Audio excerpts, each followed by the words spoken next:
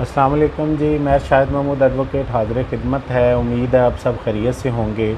आज हमने honourable Lahore high court Multan bench की latest judgement cited as 2022 LHC 2066 select की है। ये judgement writ petition number 12098 of 2019 में लेटेस्ट आई है। टाइटल्ड है Mohammad Shafiq versus NHA।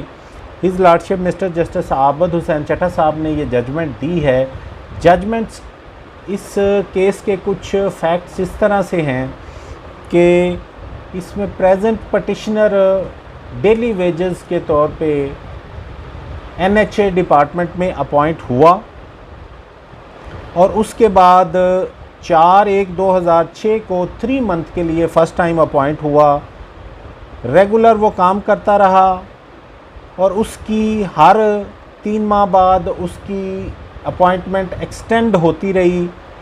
Subsequently petitioner 12/10/2011 को along with other employees regular हो जाता है और उस रेगुलराइजेशन पे चेयरमैन NHA की अप्रूवल मौजूद होती है। जो आर्डर रेगुलराइजेशन का है उसकी 3, 4 और 7 क्लासेस इस केस से रेलिवेंट हैं, वो हम पढ़ देते हैं। The pay and allowances and other facility benefits will be admissible to them as are admissible to other NHA regular employ of their category and will be charged to PSDP allocation of NHA project and own receipts. Number 4, they will on probation for a period of 1 year extendable for further 1 year. If they fail to complete the probation due to unsatisfactory performance, their appointment will be stand terminated without any notice.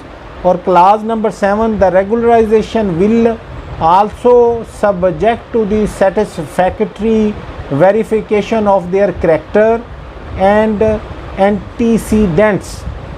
The negative report from any agency or person not fulfilling the condition for qualification as per NHA rule will also result in withdrawal of the regularization order without any further notification and intimation. उसके बाद 20/5/2015 को इनका जो regularisation का order है 12/10/2011 का जो petitioner को रेगुलराइज करता है उसको क्लास 7 जो अभी पढ़ी गई है उसकी रोशनी में विड्रॉ किया जाता है। और जो ऑपरेटिव पार्ट है उस इम्प्यून्ड ऑर्डर का वो हम पढ़ देते हैं, रेलिवेंट है, समझ आ जाएगी कि केस था क्या। As the character and antecedent of both the above mentioned officials have not been verified and adverse report is received from the concerned security agencies in this regard, therefore regularization of their daily wages services as Patwari BS 05 made by day office order referred above is hereby cancelled, withdrawn ab initio from the same date as provided under class 7 of their regularization. तो firstly petitioner एक writ petition 822 of 2015 file करता है जो कि 14/5/2019 को dispose of हो जाती है और हाई कोर्ट उसमें रिस्पोंडेंट नंबर 4 को डायरेक्शन जारी करती है कि इनकी पटिशन को अपील ट्रीट करें और इस पे डिसाइड करें विद इन 30 डेज़। और उस पे अगेन 17/6/2019 को डिक्लाइन ऑर्डर पास कर दिया जाता है।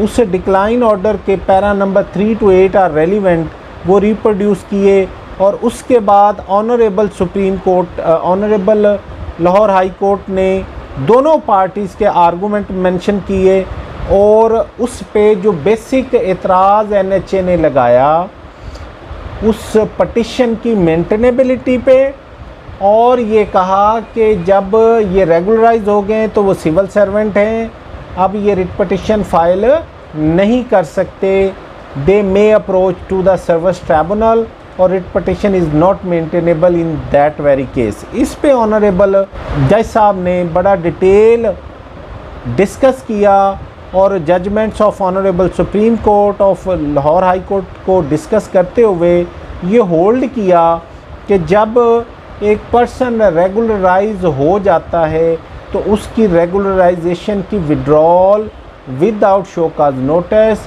विदाउट हियरिंग नहीं की जा सकती। अगर उसको किसी मिसकंडक्ट की बेस पे निकाला जाएगा तो सिविल सर्वेंट एक्ट की रोशनी में ही निकाला जाएगा। उसको स्ट्रेट फॉरवर्ड इस तरह शॉर्टकट मेथड के ज़रिए नहीं निकाला जा सकता। और दूसरा ये ऑब्जर्वेशन दी कि writ petition is maintainable in that very case, क्योंकि अब जब उनकी विड्रॉल हो गई रेगुलराइजेशन की तो वो सिविल सर्वेंट ना रहे और वो डेली वेजर में कन्वर्ट हो गए। और उसके बाद एक्सक्लूजन क्लास जो सिविल सर्वेंट एक्ट में डिस्क्राइब है उसका हवाला दिया गया कि जहाँ पे फिटनेस ऑफ सर्विसेज का इशू आएगा वो मैटर भी सर्विस ट्राइब्यूनल में नहीं जाएंगे। और फाइनली ये पटिशन एक्सेप्ट कर ली और रिकॉलिंग ऑफ रेगुलराइजेशन ऑर्डर को सेट असाइड करके बंदों को बहाल कर दिया गया। आज तक के लिए इतना ही। अपने होस्ट मैं शाहिद महमूद एडवोकेट को इजाज़त दीजिए। इस चैनल को सब्सक्राइब करिए, शेयर करिए और बेल आइकॉन बटन को दबा दीजिए। Thank you very much. अल्लाह हाफ़िज़।